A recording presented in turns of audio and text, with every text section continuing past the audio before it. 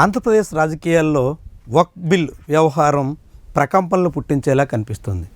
ముఖ్యంగా మైనారిటీ హక్కులకు సంబంధించి ఈ బిల్లు ద్వారా తీవ్రమైనటువంటి నష్టం జరుగుతోంది అంటూ ముస్లిం సంఘాలు వాదిస్తున్నాయి. వక్ఫ్ బిల్లును వ్యతిరేకించాలంటూ రాష్ట్ర వ్యాప్తంగా అనేక చోట్ల ఆందోళనలకు కూడా పూనుకున్నాయి. ఈ ఆందోళనలకి మద్దతు ఇచ్చేదానికి తెలుగుదేశం పార్టీ కానీ జనసేన కానీ ముందుకు రాలేదు. అదే సమయంలో పార్లమెంట్లో వక్ఫ్ బిల్ సందర్భంగా బిల్లుకి ఎన్డీఏలో భాగస్వాములుగా ఉన్నటువంటి ఈ రెండు పార్టీలు మద్దతు పలుకుతున్నట్టు ప్రకటించాయి. దాంతోపాటుగా బిల్లు మీద ఓటింగ్ వస్తే ఖచ్చితంగా పాల్గొనేదానికి తగ్గట్టుగా ఇప్పటికే విప్ జారీ చేశారు.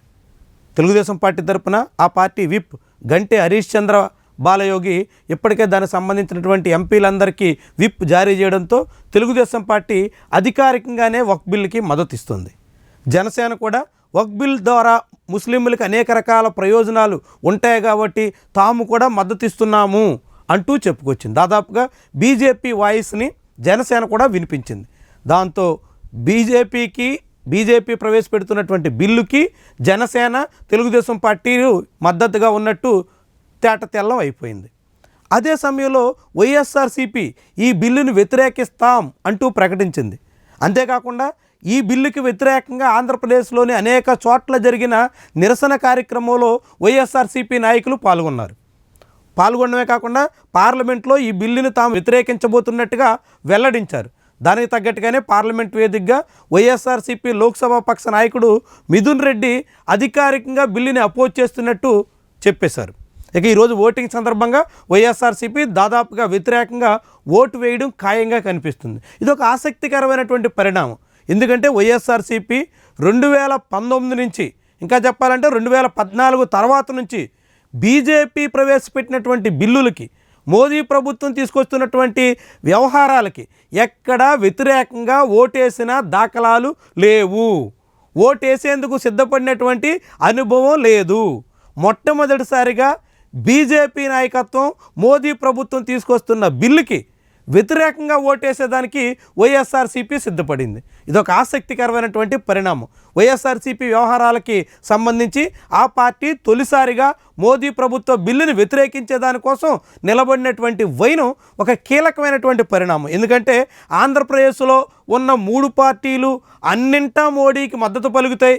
బీజేపీ అంటేనే బాబు, జగన్, పవన్ 3 పార్టీలు ఏకపక్షమే, 3 పార్టీలు ఇక్కడ మోదీకి పూర్తి మద్దతుగా నిలుస్తాయి అనేటువంటి వాదన చాలా సందర్భాల్లో విన్నాం, చాలాసార్లు చూసాం. అనేక విషయాల్లో అది రూఢి అయినటువంటి వ్యవహారం. కానీ తొలిసారిగా వైఎస్ఆర్సీపీ విధానం మార్చుకుంది, కొత్త రూటు తీర్చుకుంది, మోడీకి వ్యతిరేకంగా నిలిచేందుకు తగ్గట్టుగా సన్నద్ధం అవుతోంది. ఇదొక ఆసక్తికరమైనటువంటి పరిణామం. ఇది ఆంధ్రప్రదేశ్ రాజకీయాల్లో ముఖ్యంగా ముస్లిం ఓట్ల విషయంలో ఎలాంటి ప్రభావం చూపుతుంది అన్నది కీలకమైనటువంటి అంశం. ముస్లింలు ఇప్పటికే ఈ బిల్లు కారణంగా తీవ్ర ఆందోళనతో ఉన్నారు.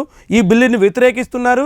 ఈ బిల్లు వ్యతిరేకించాలని తెలుగుదేశం మీద కూడా చివరి వరకు ఒత్తిడి తెచ్చే ప్రయత్నం చేశారు. అయినప్పటికీ కూడా తెలుగుదేశం పార్టీ ఎన్డీఏలో భాగంగా బిల్లుకి అనుకూలంగా నిలిచేందుకు సన్నద్ధం కావడంతో ముస్లిం ఓట్లను తెలుగుదేశం పార్టీ చేజార్చుకుంటుందా, ముస్లింలకు దూరం అవుతుందా అనేటువంటి ప్రశ్న ఉదయిస్తుంది. ఎందుకంటే ఆంధ్రప్రదేశ్లో 2024 సాధారణ ఎన్నికల్లో ముస్లిం మెజార్టీ ఉన్నటువంటి అసెంబ్లీ స్థానాల్లో కూడా బీజేపీతో కలిసి పోటీ చేసిన టీడీపీ మద్దతుదారుల్ని గెలిపించేందుకు చాలామంది ముందుకొచ్చారు.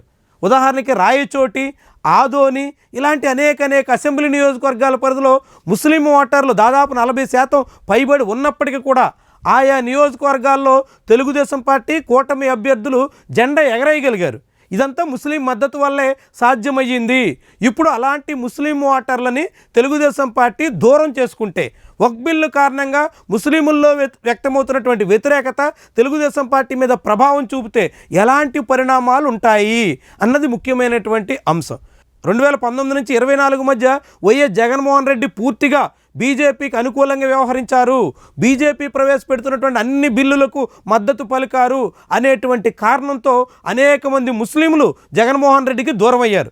జగన్మోహన్ రెడ్డికి వ్యతిరేకంగా ఓటేసినట్టుగా 2024 ఓటింగ్ సరళి సుస్పష్టంగా చాటుతోంది.